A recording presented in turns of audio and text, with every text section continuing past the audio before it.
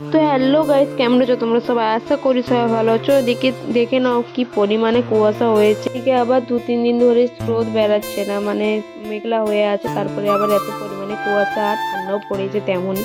তো সকালবেলা উঠেই আমি আমার কাজ করে নিচ্ছিলাম, যেহেতু তা হলেও কিছু করার নেই বা ঠান্ডা পড়লেও কিছু করার নেই। আমাদেরকে মানে আমাদের মতন যারা বউ মানুষ আছো, তো তাদেরকে সকালবেলা উঠে কাজ বাজ করতেই হয়।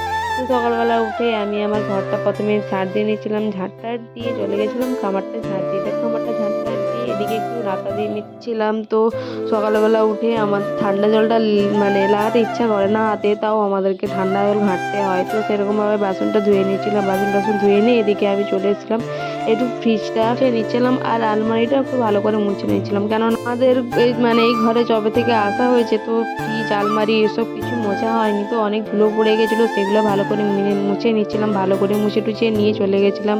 কালকে যেগুলো কেচে রাখছিলাম, কালকে তো রোদ হয়নি, সেগুলোই ভালো করে শুকায়নি, তো সেগুলাই তুলে রেখে দিয়েছিলাম। তো সেগুলাই ভালো করে মিলে নিচ্ছিলাম, মিলে টিলে নিয়ে চলে গেছিলাম ব্রাশ করতে। ব্রাশ টাশ করে টোরে নিয়ে চলে গেছিলাম বিছানাটা ভালো করে গুছিয়ে নিই। তো বিছানাটা গুছিয়ে টুছিয়ে নিয়ে চলে গেছিলাম স্নান করতে।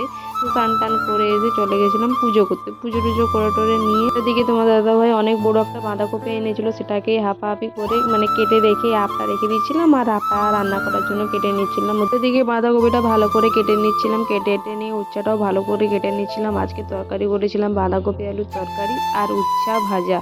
তো তোমাদের সাথে কথা বলতে বলতে এদিকে আমার কাটাও কমপ্লিট। তো ভিডিও যদি ভালো লাগে লাইক কমেন্ট সাবস্ক্রাইব করে দিও গাইস। তো টাটা।